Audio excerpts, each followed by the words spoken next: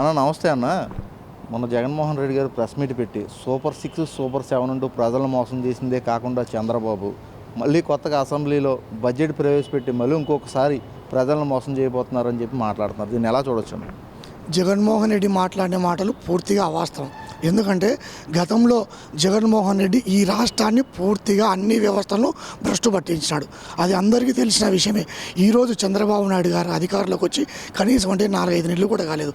ఈరోజు జగన్మోహన్ రెడ్డి చేసిన అవినీతి అయితేనేమి, వ్యవస్థను భ్రష్టు పట్టడం, దాన్ని సరి చేసుకోవడానికే చంద్రబాబు నాయుడు గారికి ఇన్ని రోజులు టైం పడింది. అయినా కూడా ఇచ్చిన మాట ప్రకారం ప్రభుత్వ సంక్షేమ పథకాలను ప్రజలకు చేరవేరన ఒక ముఖ్య ఉద్దేశంతో ఇప్పటికే పింఛను 4,000 అయితేనేమి, తర్వాత మహిళలకు గ్యాస్ సిలిండర్లు అయితేనేమి, తర్వాత రైతులకు కూడా వాట్సాప్ ద్వారా మీరు పండించిన పంటను వాట్సాప్ ద్వారా పెట్టి 48 గంటల్లో మీరు దాన్ని అమ్ముకునే విధంగానే చేస్తా అని చెప్పి ఇదొక స్కీమ్.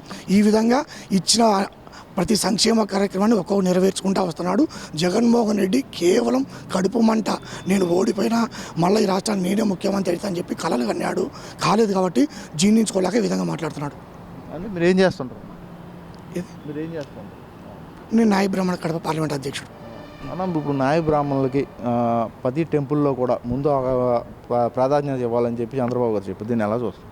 నాయ బ్రాహ్మణులకు మన ప్రభుత్వం అధికారంలోకి వచ్చిన తర్వాత తెలుగుదేశం పార్టీ చంద్రబాబు నాయుడు గారు రీసెంట్గా శాంతారాం అని చెప్పి ఆయనకు టీటీడీ బోర్డులో మెంబర్ అవకాశం ఇచ్చినాడు. తర్వాత చిత్తూరు జిల్లా తిరుపతికి చెందిన వ్యక్తికి కార్పొరేషన్ చైర్మన్ ఇచ్చినాడు. మా జిల్లాకు సంబంధించిన వ్యక్తికి కూడా మొన్న డైరెక్టర్ కూడా ఇవ్వడం జరిగాడు. తర్వాత ఇదే కాకుండా ముఖ్యమైన దేవాలయంలో ఒక బ్రాహ్మిన్స్, ఒక నాయి బ్రాహ్మిన్స్ పాలక మండలి సభ్యులుగా నియమించాలని చెప్పేసి మొన్న జరిగిన అసెంబ్లీ సమావేశాల్లో కూడా మంత్రిమండలి కూడా దీన్ని ఆమోదించడం జరిగింది. కాబట్టి నాయి బ్రాహ్మణులకు ఒక బీసీ కులాలకి ఏదైనా ఓ మంచి చేయడం అంటే అది ఒక చంద్రబాబు నాయుడికి సాధ్యం తెలియజేస్తున్నా. ఎలా ఉందా? 150 రోజులు గడుస్తుంది. కూటమి ప్రభుత్వం పాలన ఎలా అనిపిస్తుంది? బ్రహ్మాండంగా చంద్రబాబు నాయుడు గారు మీరే చూశారు. మొన్న జరిగిన విజయవాడలో అన్ని వరదలు వచ్చి అంత ఇబ్బంది పడిన ప్రజలకు ఇంటికి కూడా వెళ్లకుండా కలెక్టర్ ఆఫీస్ని తన ఇల్లు చేసుకొని అక్కడే 10-15 రోజులు ఇంటికి కూడా పోకుండా ఉండి ఏ విధంగా ప్రజలకు చేసినాడో మంచిగా, అదేవిధంగా ఇంకా రాను టైం దండిగా ఉంది. మొన్ననే కొత్తగా వచ్చినాడు, అన్నీ సరి చేసుకోవాలా. ఎందుకంటే ఎన్నో అవినీతి అక్రమాలు రోజు జగన్మోహన్ రెడ్డి బయటికి తీస్తుంటే గుట్టలుగా వస్తున్నాయి. దాన్ని అన్నీ సరి చేసుకోవాలా, ఏ విధంగా సరి చేసుకొని ప్రజలకు సంక్షేమ పథకాలు అందించాలని చెప్పి చేస్తూ ఉన్నాడు. ఎలాంటి అనుమానం లేదు. 100% చంద్రబాబు నాయుడు ఇచ్చిన హామీలు ఖచ్చితంగా నెరవేర్చగలడు. అన్న, గతంలో లోకేష్ గారిని పప్పు అన్నారు కదా, ఇప్పుడు లోకేష్ గారు తీరు ఎలా ఉండబోతుంది?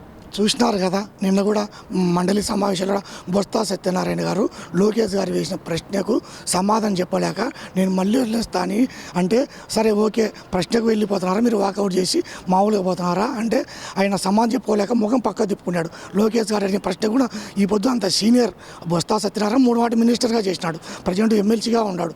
ఆయన కూడా సమాధానం అంటే లోకేష్ గారు ఎక్కడైతే పప్పు అన్నాడో అక్కడే నేను నిప్పు అని చెప్పి నిరూపించుకున్నాడు. అది లోకేష్ గారు అంటే.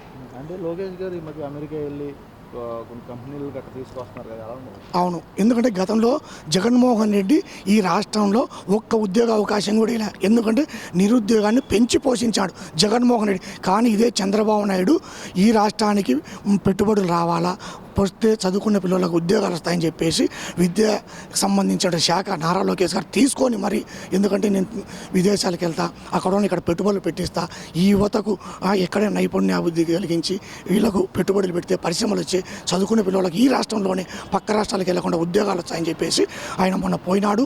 ఎంతోమంది పెట్టుబడులు కూడా తీసుకొని వస్తాడు.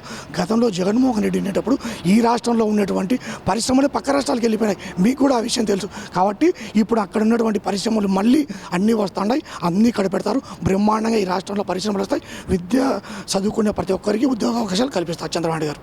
అమరావతి రాజధానికి రైల్వే ప్రాజెక్టు తీసుకొచ్చారు అన్న, దీని పట్ల ఎలా ఉంది? చంద్రబాబు నాయుడుకి ముందుగా కృతజ్ఞతలు చెప్పాలి. ఎందుకంటే అమరావతిని గతంలో అభివృద్ధి చేయాలని చెప్పింటే ఈ జగన్మోహన్ రెడ్డి ముఖ్యమంత్రి అయిన తర్వాత 3 రాజధానులని చెప్పేసి ఆయన స్వార్థం కోసం ఆడ ఋషికొండలో ప్యాలెస్ కట్టుకొని విశాఖపట్నం రాజధాని చేసుకొని ఆయన అక్కడ ఉండాలని చెప్పేసి అమరావతిని పూర్తిగా వదిలేశాడు. కానీ ఇదే చంద్రబాబు నాయుడు ముఖ్యమంత్రి అయిన మరుసటి రోజే అక్కడ మొత్తం పనులు కార్యక్రమాలు అంటే మన బయట ప్రపంచానికి కూడా తెలియదు ఆయన చేయాల్సిన పని అధికారులు చెప్పి పనులు చేయించాడు. అమరావతి డెవలప్మెంట్ అవుతుంది, ఇంకా రైల్వే లైనే కాదు ఇంకా అనేక అభివృద్ధి కార్యక్రమాలు ఆయన చేయగలడు.